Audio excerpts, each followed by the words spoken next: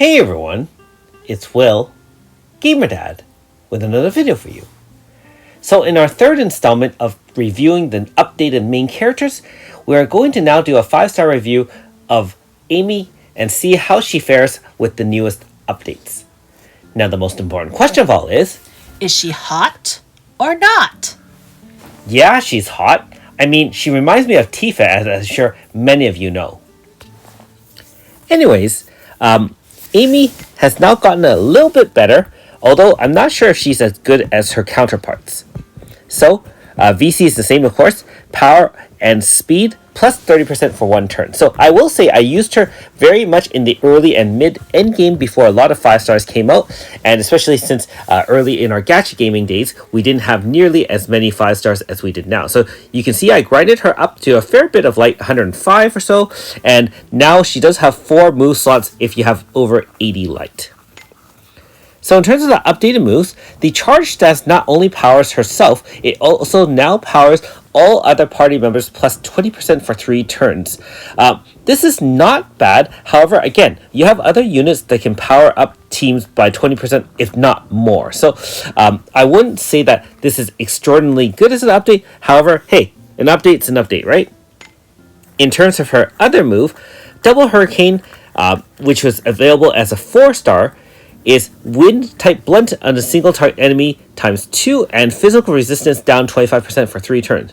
So again, they added the physical resistance down 25%, which is an improvement. However, again, with most gacha units, you can do much better than that.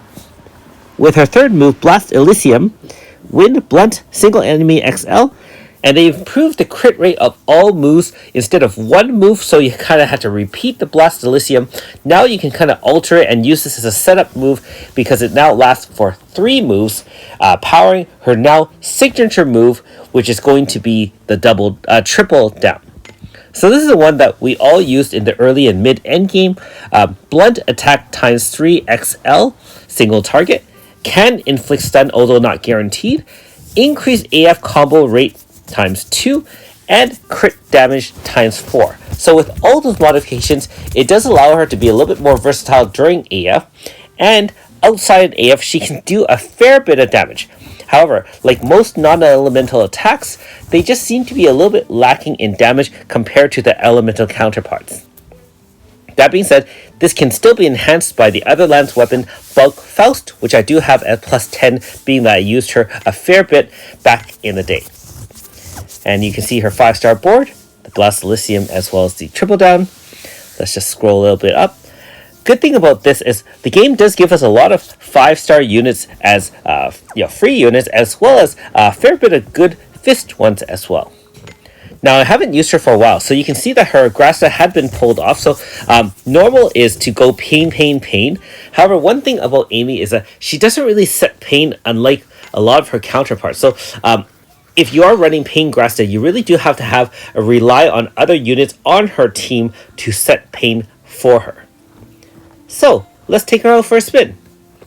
If you haven't already, make sure you like and subscribe to my channel. I really appreciate it.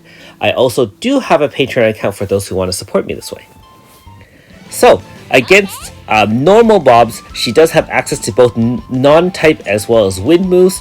You can use Blast Elysium first of all to set up her crit rate 100% for 3 turns, and then you can use triple down, which can, even with guarded, can still do a respectable amount of damage. Note that the enemy didn't have any pain on it, and so you're not doing nearly the numbers that you see where, for example, with someone like Aldo or someone like Cyrus can obviously set pain. Okay, so first off, you would normally start with charge stance to boost her own power. Then you would go with Blast Elysium, and finally, you will go with triple down, and now you can see that the triple down has applied pain, which is from the Pain Grasta and nothing else. You can also see that she can set stun, although it's not nearly guaranteed to be 100%. And so, if you are relying on that as a technique or a strategy, it doesn't work. And I will say, I remember using her as a stun strat against Toto's Dreamland's Mimi as a super boss back in the day, and Mimi was an extremely difficult kangaroo-like Super Boss. If you haven't gone back to Total Dreamland, make sure you take it down now. I think it'll be fairly easy to handle that. You can see that on her own, she doesn't nearly generate the damage and power you've seen with, for example, Amy and Aldo and Cyrus. However, on a Blunt team, where you have boosts from both Blunt Zone, you have Dewey increasing fist damage, and fist critical damage by 50%, you can still use some use for her. So let's just see what it takes for her damage-wise against an enemy who's weak to Blunt. Okay, so we're going to set 100% there, and you can see she can do a fair bit of damage, but it does require a lot of setup, and especially since a lot of gacha units can do a lot more damage with just 2 setup moves, she needs 3 to really get it going unless she has a crit setter, which is not always the case. So, in conclusion, I would say that Amy, although a little bit better than before, wouldn't really break my lineup for use as a fist user. I would much rather have, for example, someone like Serene or obviously Felmina still being tops. However, I still appreciate that the devs updated this beloved character for us. Thanks for watching. We'll see you next time.